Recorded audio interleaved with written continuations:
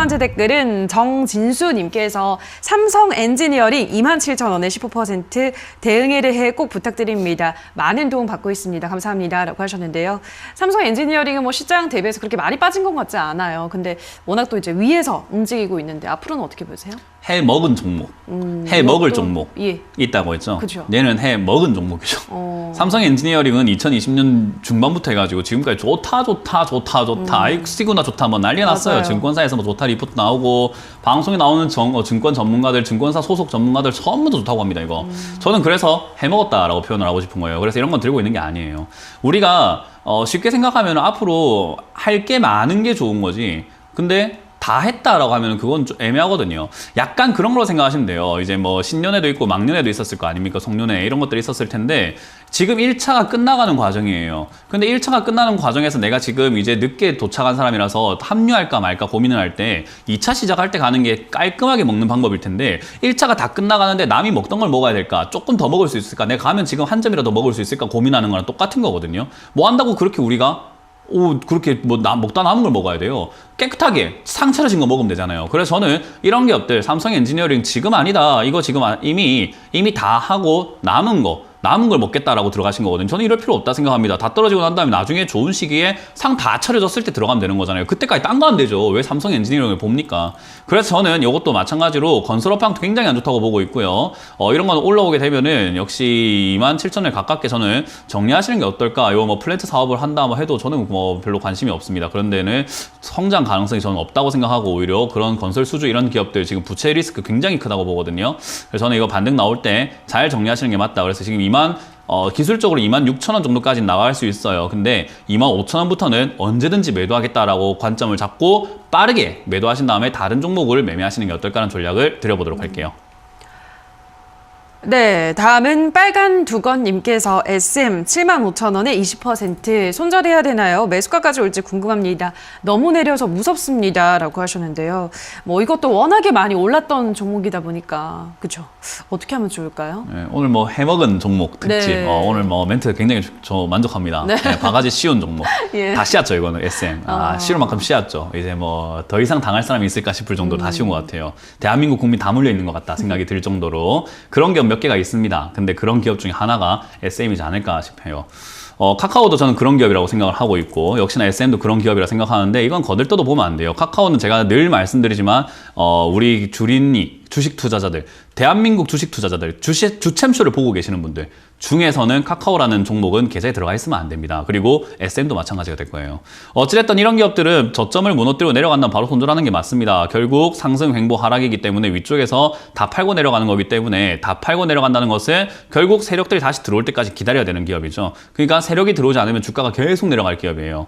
그래서 저는 그런 파동을 보면서 약간 올라갈 수 있을까, 조금 올라갈 수 있을까 기대하는 것보다는 저점을 깬다면 손절하는 게 맞다. 일단 지금 현재 저점으로 보이는 곳은 61,500원 정도 자리가 될 것 같은데요. 저 자리가 무너지면은 여러 가지 패턴이죠. 헤드앤숄더뿐만 아니라 상승 횡보 패턴, 여러 가지 패턴들 다 무너뜨리고 내려가는 자리라서 손절을 견딜 수밖에 없습니다. 여기가 지지가 된다면 단기 반등이 나와요. 그러니까 지금 갑자기 과대 낙폭이 잠깐 생긴 거잖아요. 코스피 코스닥. 그래서 아마 기술적 반등 나올 것 같아요. 그 기술적 반등 구간에서 저는 한 7만 원 정도까지 만약 회복이 된다면 그냥 바로 정리하시는 게 어떨까? 미련 갖지 말고 이런 기업은 들고 있으면 안 된다. 아까 말씀드렸던 것처럼 장기 투자 계획 잡다가 장기로 물려있는 기업이 이런 기업이 된다라는 거 명심하시길 바라겠습니다.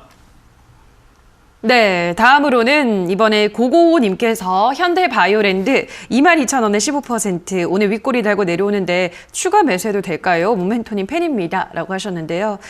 예, 오늘 뭐 윗꼬리 길게 달고 있네요. 탈모약 관련해서 뭐 오늘 일단 급등을 하긴 했는데 어떻게 해볼까요? 탈모약 이야기도 되게 웃긴 게요. 이재명 경기지사님께서 이런 이야기를 하셨죠. 탈모 치료제도 건강보험 적용을 해야 되지 않을까요? 하니까 메타랩스하고 요거하고 지금 그렇죠. 막 탈모 치료제 뭐 이야기하면서 막 후후 올라오고 있거든요. 뭡니까 그게?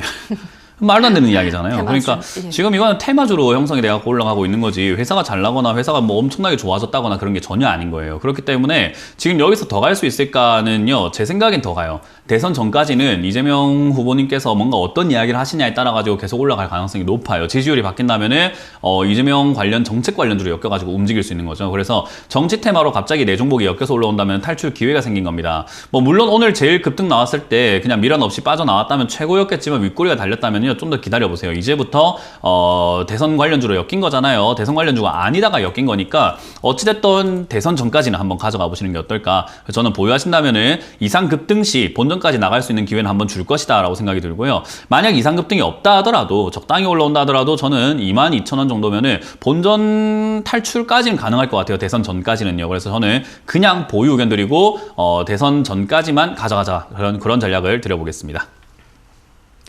네, 다음 댓글 볼게요. 이번에는 진이향기님께서 GS 리테일 34,000원에 15%. 정말 힘드네요. 추가 매수해야 할지 어떻게 해야 될까요? 라고 하셨는데요.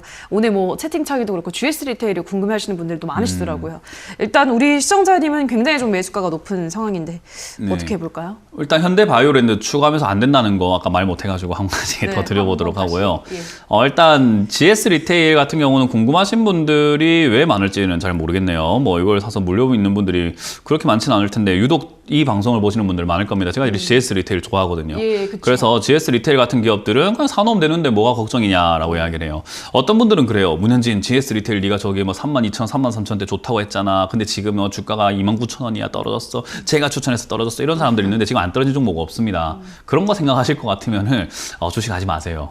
지금은 다 떨어지고 있어요. 그 떨어지는 종목들 중에서 괜찮은 게 있고 안 괜찮은 게 있는 것뿐인 거죠. GS 리테일은요, 떨어져 있는 게 나쁘지 않은 기업입니다. 실적은 증가하고 있는 게 눈에 뻔히 보이죠. 1,800, 2,300, 2,500, 2,400 점점 증가하고 있고요. 역시나 편의점 우리 활용 지수도 굉장히 높아지고 있고, 편의점이 포화 상태긴 하지만은 포화 상태에서도 매출은 증가하고 있습니다. 왜냐하면 대형마트도 지금 뭐 방역 패스를 한다 뭐 한다 하고 있는 거 와중에 편의점 가면 웬만한 게 다 있어요. 약간은 비쌀 수는 있지만 그래도 편리하게 쓸 수 있고 소량 포장이 되어 있기 때문에 1인 가구에 굉장히 좋다라는 거죠. 지금 뉴스 보셨는지 모르겠지만 1인 가구 굉장히 늘어나고 있습니다. 거기다가 와인 소비량, 술도 지금 소주, 맥주 마시지 않습니다. 와인과 막걸리, 그리고 거기 있는 위스키들 먹고 있거든요. 그래서 편의점 가보시면 웬만한 와인 다 준비가 되어 있고 위스키도 다 준비가 되어 있고 막걸리도 준비가 되어 있습니다.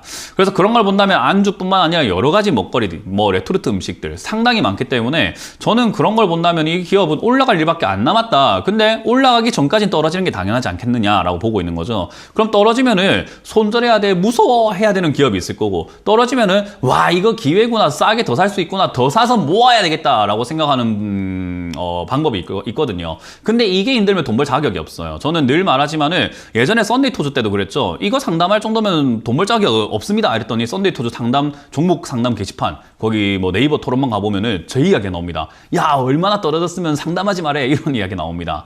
그런 거 생각 한번 해보면은 결국 어떻게 됐나요? 올라가서 수익 나지 않았나요? 저는 이게 그런 기업이라고 생각합니다. 그래서 GS 리테일 떨어지면은 환호 지를 일이지 이게 무서워할 일인가? 들고 가는 게 괴롭다? 돈 벌 자격이 없습니다. 저는 25,000원까지 떨어지면 오히려 더 사도 좋다, 그냥 왕창 사도 좋다, 가져가자라는 전략을 드려보겠습니다.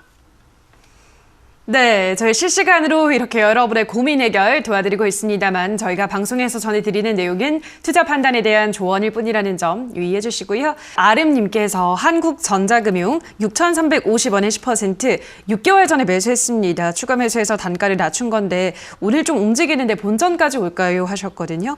본전까지 좀 더 기다려볼까요? 네, 이런 기업은 올라간다고 봐야 돼요. 아까 말한 것처럼 실적은 잘 나오고 있죠. 근데 주가는 안 가고 있죠. 이런 기업 올라갑니다. 그래서 이런 거는 보유하셨다가 제 생각에 이거는 7,000원 이상까지 충분히 갈 기업이에요. 그래서 이거는 그냥 그대로 홀딩 하셔도 좋고 추가 매수는 굳이 더 안 하셔도 될 것 같아요. 이미 하신 걸로도 충분할 것 같으니까 홀딩 보유하셔가지고 7,000원 이상에서 매도하시는 것을 목표가로 드려보도록 하겠습니다.